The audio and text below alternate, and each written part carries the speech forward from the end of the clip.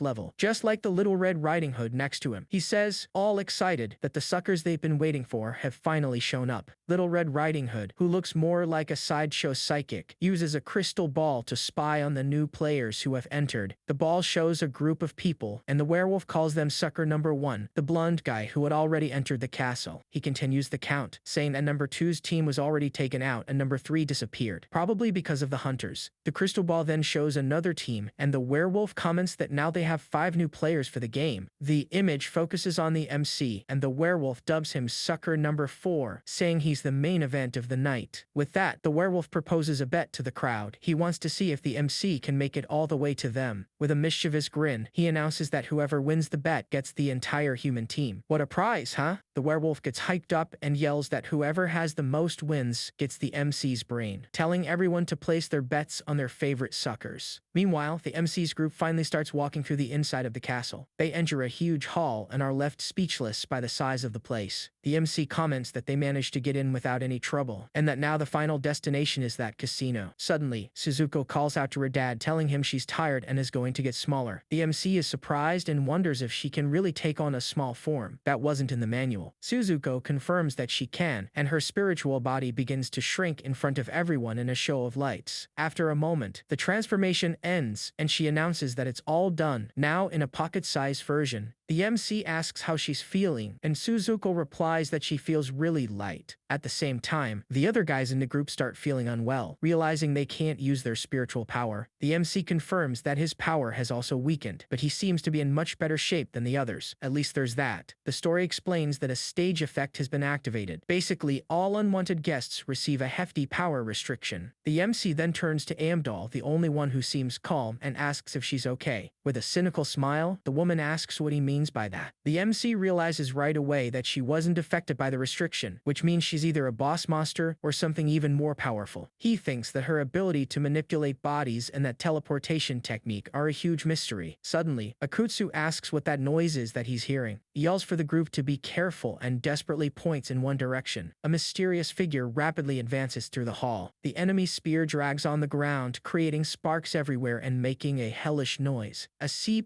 level centaur knight appears in front of them, shouting that there are intruders on the premises. Akutsu and the rest of the crew are completely terrified. The knight stares them down with a sinister gaze and announces that the time for elimination is about to begin. Without wasting a second, the enemy launches a powerful attack at the group, who scream in terror as they're hit. The MC manages to dodge by a hair's breadth, throwing himself to the ground to avoid the blast. That was a close one. Suzuko asks if they should run, but the MC says it's not time to run for it just yet. Meanwhile, back at the casino, the creatures are watching it all from the best seats in the house. One of them even yells for the knight to finish the MC off already. The monsters laugh and say they want to see everyone swimming in a sea of red. Amdahl, as calm as can be, turns to the MC and asks if he has any orders. With a smile, he asks if his new friend can give him a little help. The woman accepts his request with the greatest pleasure, and a sinister purple energy begins to radiate from her. Back in the casino, the werewolf is shocked to see Amdahl on the crystal ball's screen. He instantly recognizes her as Her Highness, the monster queen doll, and wonders what the heck she's doing with those suckers. Amdahl then gives the order, telling her friends to help in the fight. The guys she controls begin to advance towards the knight, ready for combat. They draw their weapons and start firing at the enemy without mercy. The knight defends against the shots like it's nothing and charges at them. But to his surprise, Amdahl steps in front and blocks the attack with the greatest of ease. She even comments mockingly that the knight is pretty tough. The woman says she loves the ones that are hard to take down because it makes the game more fun. The knight is completely surrounded by her energy, looking shocked by Amdahl's power level. The knight screams in pain as Amdahl's energy squeezes him tightly, as if he were a toy. With a creepy smile on her face, the woman tells him to come here, that they'll be best friends forever. The knight finally recognizes her and asks, desperately, why Her Highness is there. Amdahl replies, all mockingly, oops, you found me out of absolutely nowhere. The knight takes off running and screaming like a madman, fleeing from Amdahl as if he's seen a ghost. The woman is genuinely surprised by the knight's unexpected reaction. She even wonders aloud if she accidentally broke the poor monster. The MC approaches Amdahl with a little smile and thanks her for her help. He says it was very well done, and even pokes fun, asking if the monster wasn't surprised by her overwhelming passion. Back in the casino, the creatures watch everything through the crystal ball, seeing the MC's smiling face and getting more and more irritated. In the casino, the crowd gets ticked off by the knight's escape, calling him useless, incompetent, and all sorts of other names. One of the monsters, losing his patience, slams his fist on the table, wanting to know what the heck is going on. Just then, a huge lion grabs an eagle creature, demanding to know why their boss decided to play nice with the intruders. The werewolf, trying to avoid a fight, tells him to calm down and explains that the bosses are on another level, especially Doll, who has the peculiar hobby of turning people into dolls, and he thinks that's the only reason she lent a hand. The lion seems convinced, relaxing a bit and agreeing that might be the reason. After all, Doll is as creepy as ever. To change the subject, the werewolf points to the crystal ball and tells everyone to focus on what matters. And in the crystal ball, the image shows the MC and Amdahl standing right in the middle of the castle hall, looking like a couple from a soap opera. With a mischievous little smile, the werewolf comments that it's showtime. They're about to get a front row seat to Her Highness turning the little group into her new toy collection. Meanwhile, our MC is also grinning, but for a totally different reason. He's already calculating that if he can use this woman to his advantage, clearing the dungeon will be a total piece of cake. The MC even starts laughing at his own genius, but out of nowhere, a sinister energy starts swirling around him, completely killing the vibe. Amdahl, seeing this, gets super excited. She says the great master's smile is nostalgic and makes her incredibly happy. With her eyes shining like headlights, she shouts and asks him to show her more of that smile. Looks like this woman is his #1 fan. Her energy just explodes outward, sending the MC's companions flying like bowling pins. The MC is completely clueless about this sudden mood swing. He thinks the woman is acting really weird, even for a dungeon boss. Meanwhile, back at the casino, the monster audience is going wild. They're screaming that it's game over for the MC and telling Amdahl to just take him out already. The woman starts floating in the air, breaking the laws of physics just to face the MC head-on with a look that could melt steel. The MC gets trapped in her energy, and from the look on his face, you can tell he's not enjoying this energy hostage situation one bit. Little Suzuko, seeing the scene, looks worriedly at her father and calls out to him. Uh-oh, someone's about to get jealous. Amdahl rushes forward and grabs the MC's face, yelling that he finally remembers. The poor guy is in shock with no idea what she's talking about. With her hands on his face, the woman says, "It's me," and the MC starts breaking out in a cold sweat, completely terrified. With her eyes sparkling, Amdahl asks if the MC remembers his #1 friend. More than friends, you think? Back at the casino, the monsters watch everything through the crystal ball, their jaws on the floor at the scene. One of the creatures, furious, lunges at the werewolf and calls him a liar. The wolf can only apologize, saying he swore she was going to turn the guy into a plaything, not a love interest. In the middle of the chaos, Little Red Riding Hood tells the crew that the target is disappearing from their sight. The NC's companions see him fading into thin air and wonder what kind of magic this is. Amdahl gets closer and asks if he's forgotten her. She says it's okay, that she'll make him remember herself. Meanwhile, Meanwhile, the MC feels his body turning to smoke and figures she must be using some kind of teleportation skill. But suddenly, little Suzuko gets ticked off and yells for Amdol to let go of her dad right now. Nobody messes with her daddy. The little girl even tries to attack but is thrown back by the woman's wave of energy. Amdo holds onto the MC, who still manages to scream for Suzuko to get help. The woman just lets out a little laugh and says now they can continue their chat. And with that, the two disappear in a cloud of energy, and Suzuko realizes her father has been kidnapped.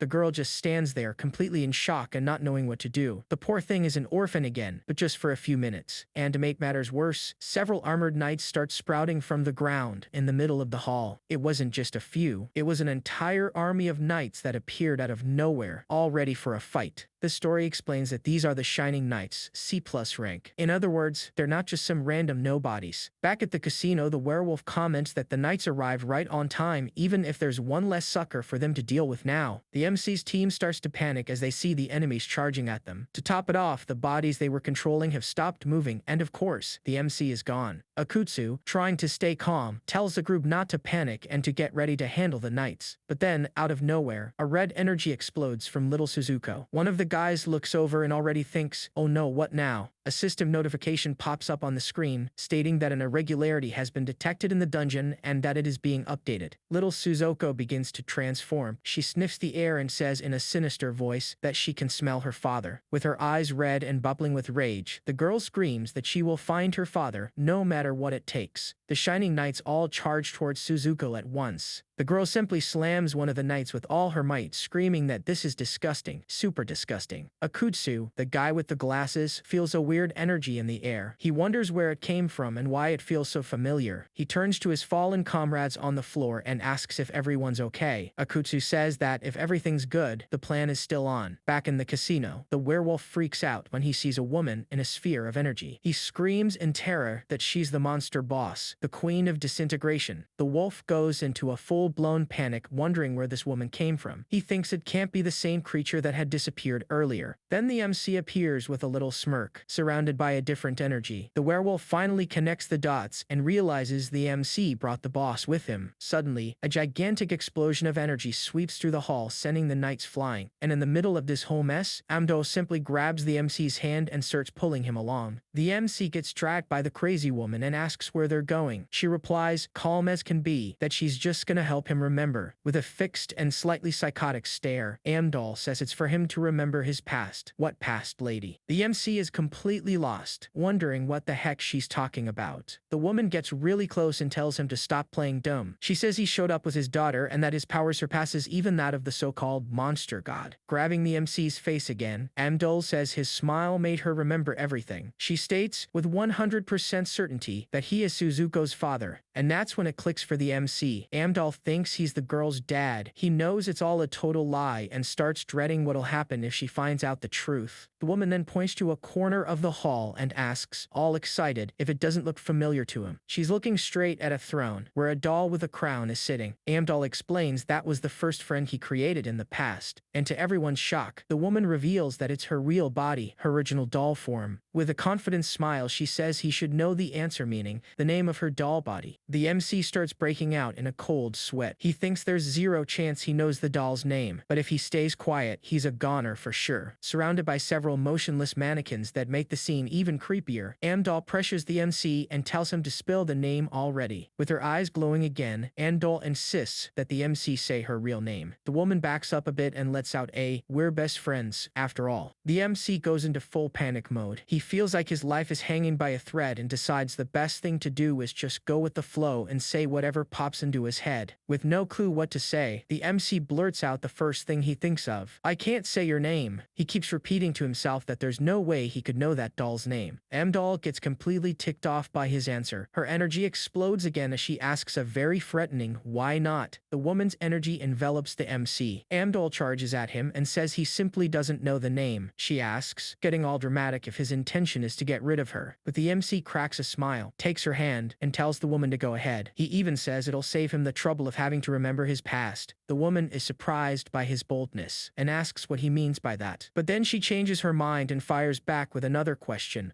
wanting to know how much he remembers about her. The MC, a natural-born actor, pretends to be thinking really hard about her question. He starts stalling, saying she has many children and that he's just one of her creations. Amdal, not very satisfied, asks if that's all. The woman becomes desperate, unable to believe she's been forgotten like that. She keeps wondering how something like this could have happened. Seeing the perfect opening, the MC summons a giant shadow and pins all the blame on the meddling monster god who supposedly messed with his memories, and Amdal falls for it. Hook, line, and sinker. She immediately starts to wonder if the so-called monster god also messed with her memories, and if it's all his fault. The story explains that the MC, being very clever, figured out the woman already had memory problems, so he just used that to his advantage. The MC even gives her a little pat on the head, thinking that deep down they're both using each other, so she shouldn't be upset with him. The MC tells her not to get discouraged and lies straight to her face, saying he doesn't remember much either and that it's all the monster god's fault. The woman seems to buy the story and starts saying that he was also affected by this forced amnesia, and right in the middle of this little act, an explosion goes off in the hall, interrupting their conversation. It's a pretty big explosion, kicking up a cloud of dust and destroying part of the room. The MC and Amdal turn toward the noise, both having no idea what just happened, and who emerges from the smoke. Little Suzuko in her transformed state yelling that she finally found them. The MC is in shock the jealous daughter has arrived. A system notification appears revealing that this doll person is the boss of the fairy tale kingdom, but her rank is simply unknown. That means trouble, big trouble. With the sinister energy surrounding her, the doll says she'll use any method necessary to make him remember. The MC is shocked to realize he was trying to trick the final boss of this place.